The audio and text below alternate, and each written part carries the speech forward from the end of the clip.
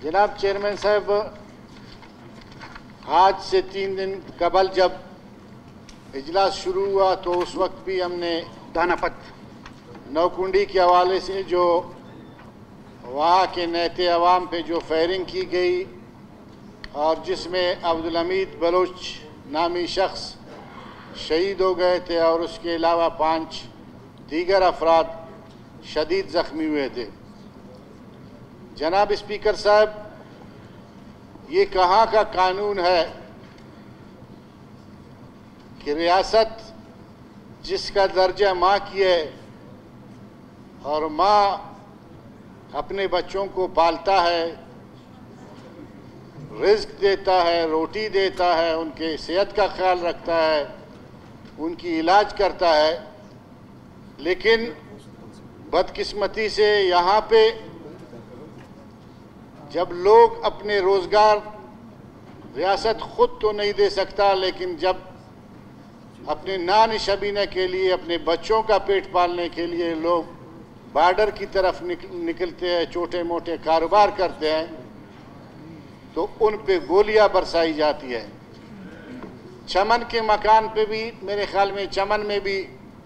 जो लोग चमन के बॉर्डर से इस स्ट्रेट पे काम करते थे, गुज़िश्ता 1 साल पहले 3-4 दफ़ा वहाँ पे फायरिंग की गई, बहुत सारे लोग वहाँ पे शहीद हुए, लेकिन अब ये फैलता जा रहा है। जनाब स्पीकर साहब, मैंने पिछले दफ़ा भी कहा था कि बलूचिस्तान जिसकी 80% आबादी, जिनका रिज़्क रोटी यहाँ पे या मालदारी है या ज़राअत है, लेकिन बदकिस्मती ये है कि गुज़िश्ता कई सालों से बारिशें न होने की वजह से इस सूबे में कैद साली है और लोग बॉर्डर का रुख करते हैं और बहुत सारे लोग इस स्ट्रेट से वाबस्ता थे। चंद माह पहले हज़ारों नहीं बल्कि बलूचिस्तान के तूल और से हर ज़िले से पंजगुर, ग्वादर, तुर्बत, इन बॉर्डर्स पे लाखों लोग काम के लिए निकलते थे, लेकिन बैक जुम्बिश कलम बॉर्डर ट्रेड को बंद कर दिया गया। जिन्होंने यहाँ पे इन्वेस्टमेंट की थी, जिन्होंने अपने माल मवेशी बेचे थे, जिन्होंने कर्ज लिए थे, छोटी मोटी गाड़ियाँ खरीदी थी, सब वो बॉर्डर पे लगे हुए थे और कारोबार कर रहे थे। और उस बॉर्डर कारोबार को ख़त्म करके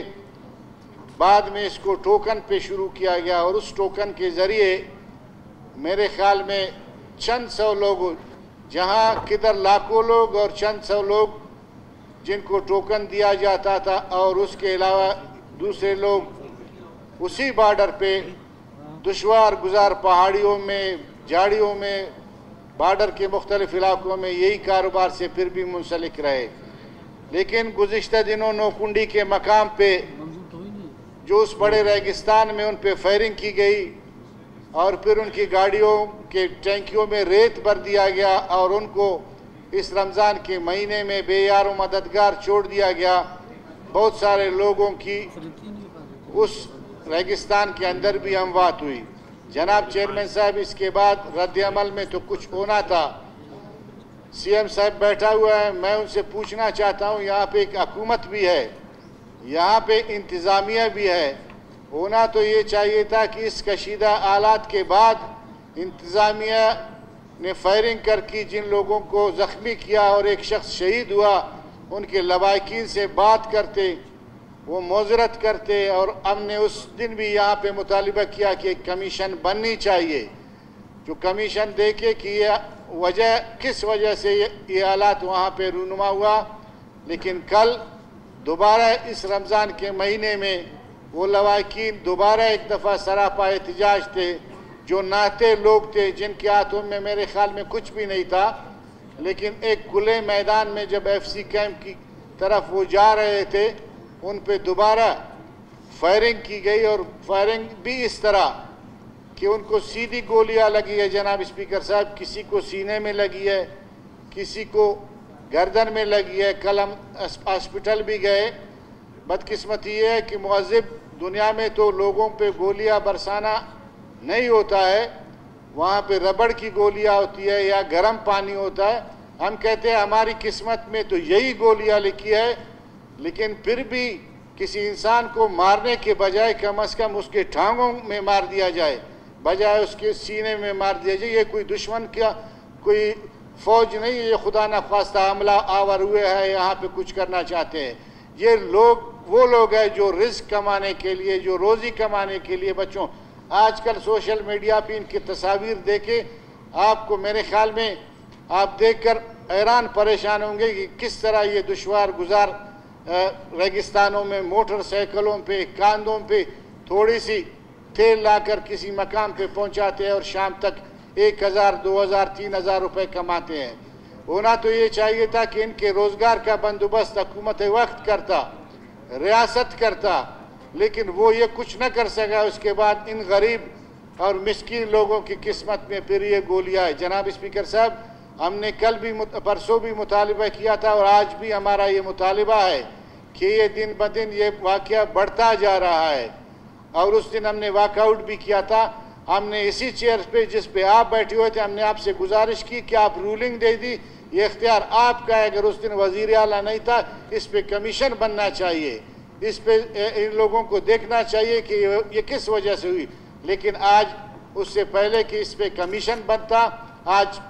फिर 6-7 अफराद जो है मज़ीद गोलियों का निशाना बन गए और सिविल हॉस्पिटल के ट्रामा सेंटर में शदीद जो है ज़ख्मी भी पड़े हुए हैं। और आगे न जाने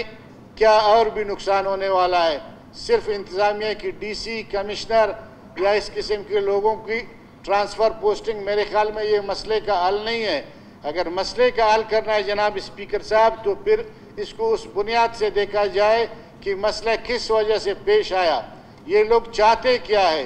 ये लोग जो हमेशा गोलियों का निशाना बनते हैं, हमेशा इस गोलियों के सामने आते हैं, तो इनकी ज़रूरत क्या है। इनकी ज़रूरत वही है जिसका मैंने आपसे जिक्र किया कि अपने बच्चों का पेट पालना। अगर किसी एक मुल्क में, किसी रियासत में